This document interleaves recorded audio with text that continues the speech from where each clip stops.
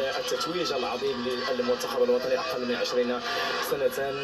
أشبال الأطلس أبطال العالم بالشيلي، وكما قلت هذه اللحظات هي لحظات تتويج، هي لحظات امتنان، هي لحظات الاعتراف بهذه المجهودات الكبيرة من باب السفراء، البوابة التاريخية التي طالما استقبلت الوفود والملوك والسفراء. ينطلق هذا الموكب، موكب من نوع خاص، موكب أبطال عادوا من أقصى قارة يحملون بين أيديهم كأس العالم لأقل من 20 سنة، ليعيدوا إلى الذاكرة معنى الانتصار ومعنى الانتماء.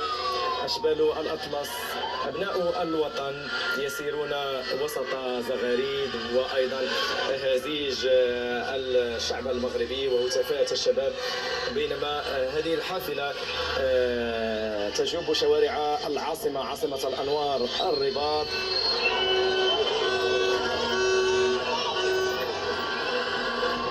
تتوقف بين لحظة وأخرى لمشاركة هذه الاحتفالات الكبيرة مع الشعب المغربي. هنا تلويحا بالعلم الوطني من مختلف الحاضرين، وأيضا تصفيقات وأهازيج على هذا المنتخب الوطني. هنا من داخل الحافلة لاعبو المنتخب الوطني يوثقون هذه اللحظة بصور تذكارية مع الشعب المغربي بعدما حملوا الفرحة والسرور للمنتخب الوطني. هي إذن فرحة شعب بأكمله، فرحة وطن يرى في هذا الجيل استمرارا لمسار ملكي حكيم آمن بأن الاستثمار في الرياضة هو استثمار في الإنسان وفي صورة المغرب الحديثة. يتواصل هذا الاستقبال الشعبي وهذه الفرحة الشعبية لأشبال الأطلس.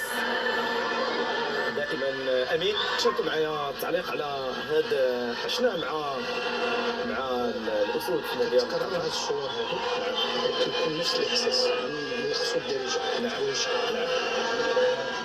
هذا تبوريشة فخر كبير، وواحد الفخر من انتماء واحد الأمة، دولة اللي عندها 14 قرن، واللي مرت من مراحل، واللي دائما فيها واحد العرفان الأشخاص اللي كيسديو لها، يعني كيخدموها بالتفاني ووفاء. نعم. وهادو كيخدموا بالتفاني ووفاء، وجائزتهم واستحقاقهم هو هذا الاستقبال، يعني اللي عطى التعليم ديالو صاحب الجلاله، وكذلك استقبال الشباب. نعم.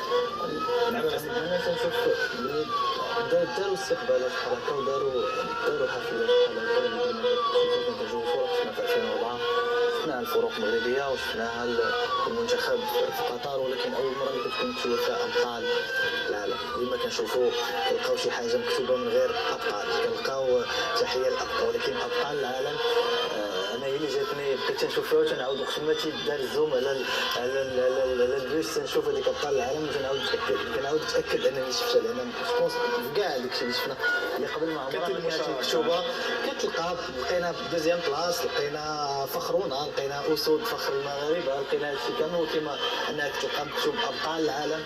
انا كنظن انها اول مره وما غتكونش اخر مره. وهذا حافز الدكتور لا كان جاي ان شاء الله. حافز لكم. هادشي اللي انا كنقول، هادشي اللي حسيت به سي لاشيب ديال تبوريشة، وتحطيت صافي انا جو مي اون بلاص اني ان شاء الله في ميموار لا كان انا في لو بوس انا بحال هكا. دونك سا مو موتيف، و جو بونس سا موتيف المغرب كامل، اللعابه ديال لي جون ديال المغرب كامل اللي كيلعبوا الكره، انهم شي نهار هما غادي يكونوا يقدروا يمشيو يكونوا في هاد لو بوس، وتكون دابا استقبال